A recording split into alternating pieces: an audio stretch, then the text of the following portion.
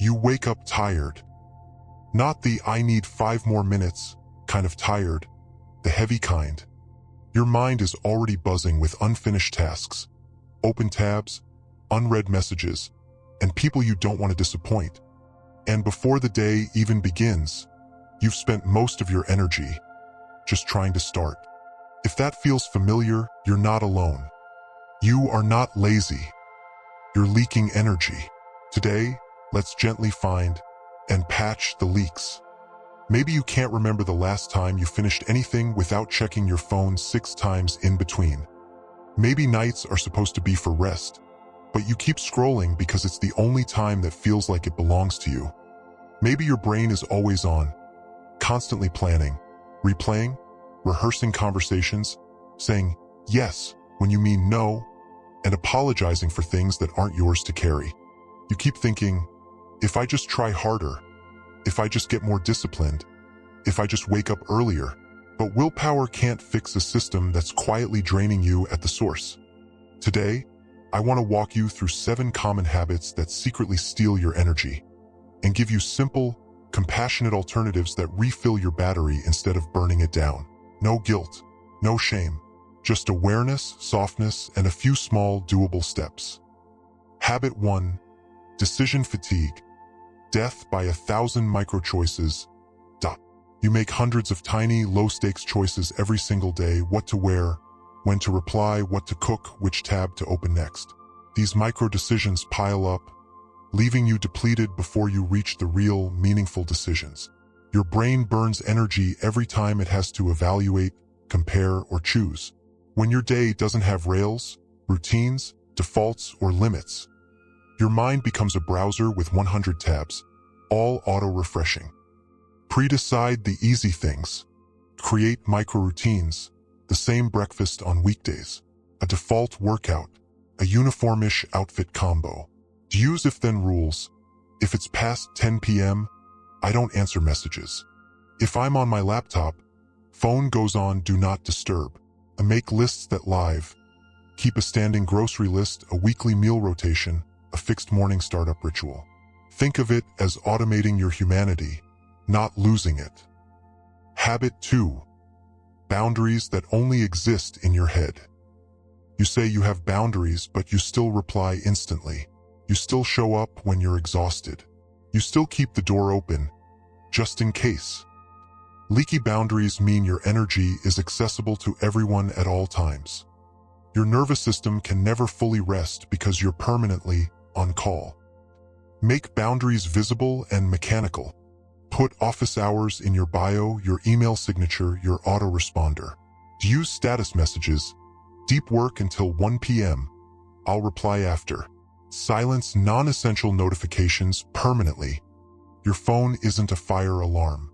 Remember, a boundary that only lives in your head isn't a boundary yet.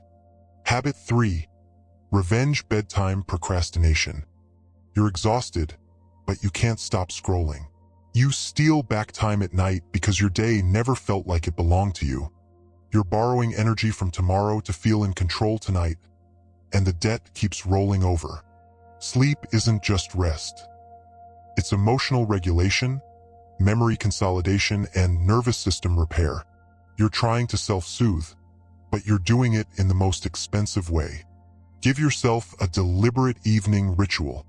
Set a bedtime buffer alarm 60 to 90 minutes before sleep. That's your cue to slow down, dim screens, and switch from input to exhale. Replace doom scrolling with a small haven. Soft music, a warm shower, a paperback book, gentle journaling. Tell yourself the truth. I'm not choosing pleasure. I'm resisting losing control. Then choose a softer form of control, one that doesn't hurt you tomorrow. Habit 4. Constant context switching, aka multitasking in disguise. You're writing an email, a notification pops up, you answer, you open a tab to check something, then remember a message, then a task, then back to the email, and now you can't remember what you were saying. Your brain has a switching cost every time you jump between tasks. You're not just losing time, you're losing depth, and depth is where energy is returned to you, in flow, completion, and clarity. Batch and box your attention. Try time boxing, 25 to 50 minutes of single task focus, 5 to 10 minutes of rest. Create inboxes for input. One time to check email, one time to handle messages, one time to think. Make your work visible. Post-its, Notion, whiteboard. Anything that lets your brain stop holding everything at once. Habit 5. People-pleasing disguised as kindness. You apologize for saying no. You do the extra work because it's faster if I just do it. You absorb other people's discomfort to keep the peace. You call it being nice. Your body calls it exhaustion. When your self-worth is tied to being useful or agreeable, every boundary feels like a rejection. So you avoid it and pay in energy instead of honesty. Replace sorry with thanks, and yes with I'll let you know, colon. Practice delayed answers. Let me check my capacity and get back to you. Use positive boundaries. I'm not available this week, but here's a resource that might help. Keep a list of default no scripts ready. You don't owe anyone an over-explained justification. Kindness includes you. Habit 6. Invisible clutter, digital, mental, and emotional. 1,200 unread emails.